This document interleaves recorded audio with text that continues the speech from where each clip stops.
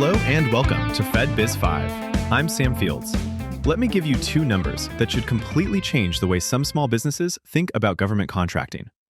91,438 local governments, and more than 99,000 operating public schools. That is a lot of public buildings, vehicles, classrooms, parks, utilities, community programs, technology systems, and people who need products and services every single day. And yet, when most business owners hear government contracts, they still picture Washington, D.C., giant federal agencies, and proposals thick enough to stop a door. Meanwhile, the city down the road needs its buildings cleaned. The county needs vehicles repaired. The school district needs computers supported. The parks department needs grass cut. And the public library may need signs printed, security upgraded, or temporary staff brought in. That is why today we are breaking down 12 of the most accessible local government contract categories for small businesses.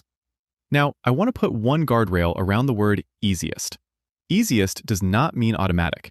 It does not mean you can skip registrations, insurance, licenses, pricing discipline, or a good response. It means the opportunity often matches work a business already performs commercially, can be delivered within a practical service area, is needed repeatedly, and does not require a massive federal past performance portfolio just to get into the conversation. So, with that understood, let's get into it. First, janitorial and custodial services. Government buildings do not clean themselves. Cities, counties, libraries, police stations, fire stations, community centers, housing authorities, and schools all need recurring cleaning, floor care, sanitation, restroom service, and occasional deep cleaning. This can be a strong local entry point because the work has to be performed nearby, commercial experience can be relevant, and smaller facilities may be awarded separately instead of being buried inside one giant facility management contract.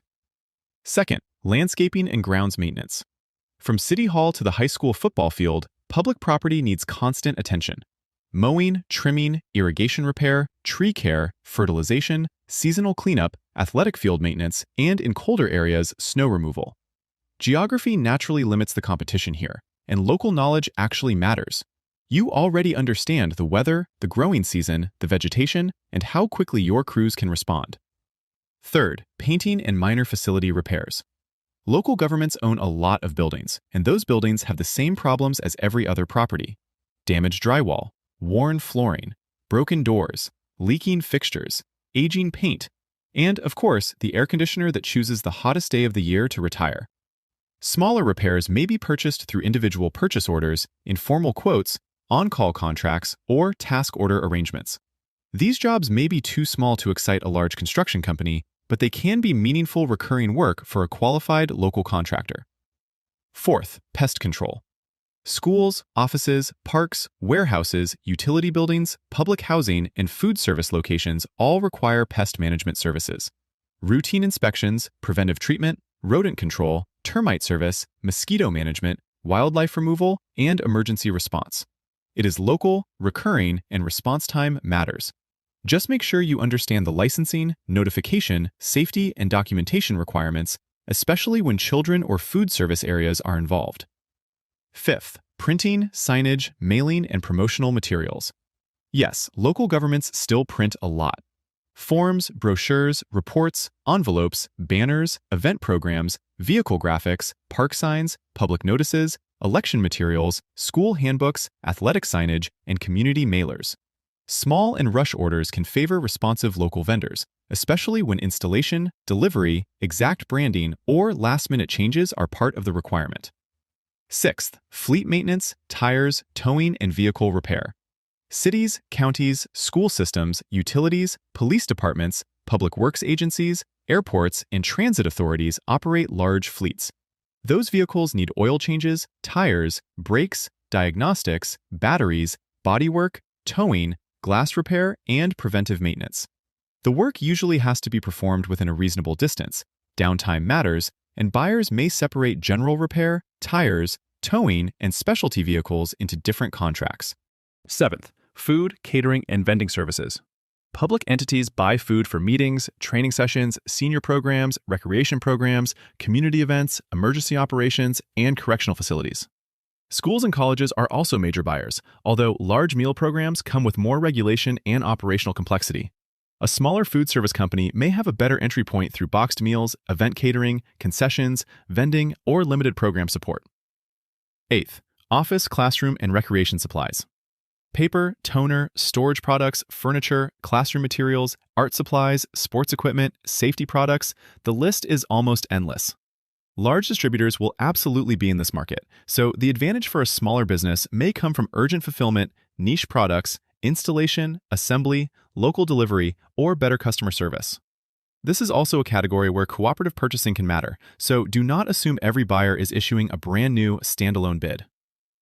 9th, IT support, device repair, and audiovisual services. Not every city, county, or school district has a huge in-house technology team.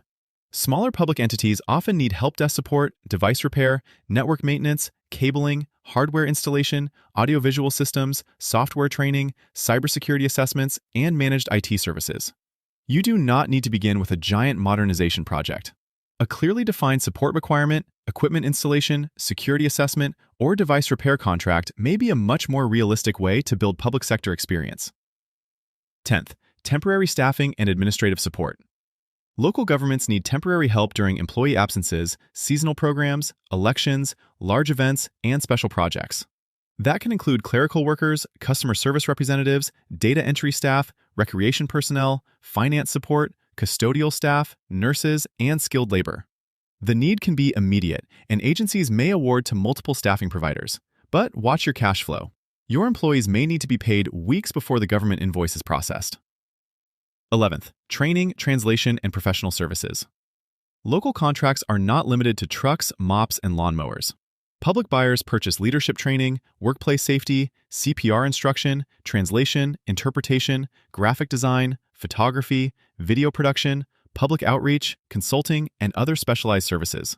A focused small business can compete well because the buyer may need one specific outcome, not a giant consulting team. And that is the key when you respond. Do not only describe the service. Explain what changes after you deliver it. What will employees learn? Which residents will be reached? What problem gets solved? 12th, recreation, youth programs, and event support. Parks departments, schools, libraries, community centers, and tourism offices regularly hire outside providers for sports instruction, youth enrichment, arts programs, camps, event equipment, photography, entertainment, officiating, and community programming. Local familiarity and community trust can carry real weight here.